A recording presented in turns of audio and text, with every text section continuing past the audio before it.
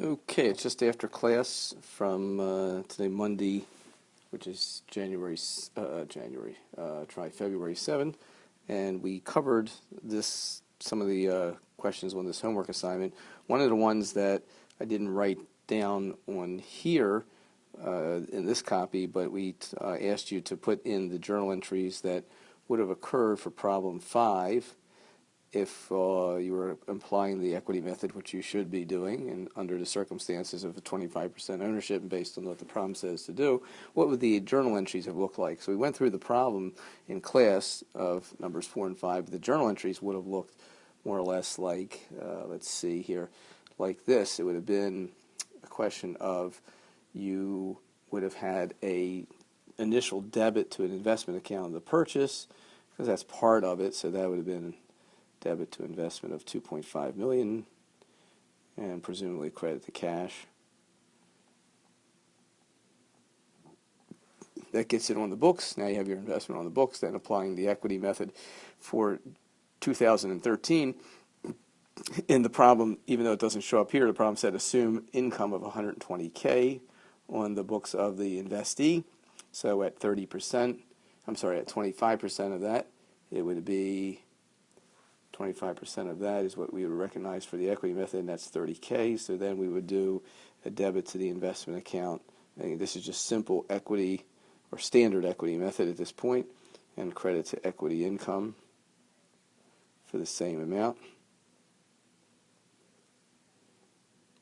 And we're done with that entry.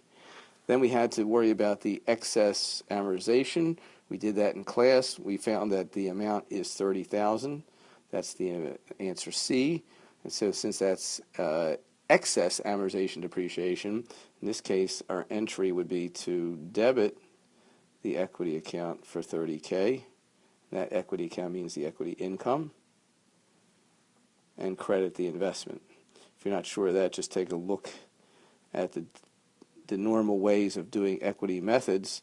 If you have expenses on the books of the investee or a net loss of the investee, what would you have done? Because this excess amortization is sort of like a loss. So this shows you how that reverse entry of the normal way is made. But this is really recognizing the excess amortization that we talked about at length in class. And so those are the entries that you should have shown. Number 1, number 2, and number 3. They would have been correct answers for that particular question, showing the entries. I picked this out just to show you something kind of odd, but could happen. Look at the equity income from this investment under the equity method for the year in question. Because of the excess amortization, which is here, the windup is that the income from the equity is wiped out in total between these two entries. That's just my design of the question. It has no reflection on things have to work out like that. It's just I thought I'd be really cute about it, that it would work out like that. Okay, so that takes us to question number 6, which I think is the last question. Yeah, it is. And let's take a look at what that's all about by doing the following. There we go. Set the record straight.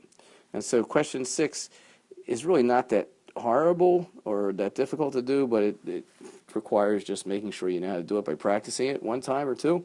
And it works like this. This is a case where we start off with a equity method account, 40%. They paid $800,000, so we'll keep track of our T account for the investment. So this is our investment account, T account wise. And then the problem tells us that the reported income for the year by the investment account was $200,000. Our percentage ownership is 40%, so that means 80 would have been a debit to the investment account. The credit would have been to equity income for the same amount. They paid dividends of 80. 40% of that is, I believe, $32,000. I'm not checking it, but I think that's right. And so our net balance in the investment account would become the total of those, which becomes $848. and now we sell 5,000 shares. 5,000 shares are sold for 125,000, and the 5,000 is out of 40, so 5 over 40 gives us a percentage. We're going to do a pro rata concept here, so 5 over 40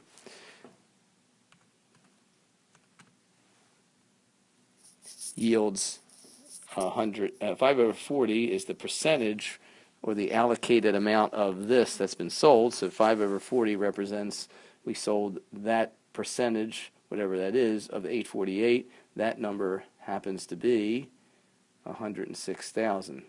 So pro rata wise, we sold 106 of the 848. Since we sold it for 125, it means we did have a gain on it. Not that we need to know that, but just for purposes of being fully educated here, the gain will be recorded at 19,000. And the 106 will represent the amount that comes off of the investment account, as that's the basis of what we sold. So we'll take 106 off here, and that'll leave us to the answer of A, 742. To help round that off, watch the following. This would be the entry on the sale. We would have received cash of 125. We're trying to record the gain since we've been increasing the investment account through the equity method. So we're only going to record a reduction of the investment account by the percentage of what we sold. 5 over 40 is the percentage. That percentage is, I guess 12.5%. So that's really 12.5% of is what we sold. And 12.5% of what? 12.5% of this. So 12.5% of that is the 106. That's how we came up with that. So that means the entry goes like this. We take off the investment account 12.5%. Its basis is 106 for the pro rata amount that we just described. The difference is gain on the sale, or 19,000, and our entry balances. If you have any questions, let me know. Thank you.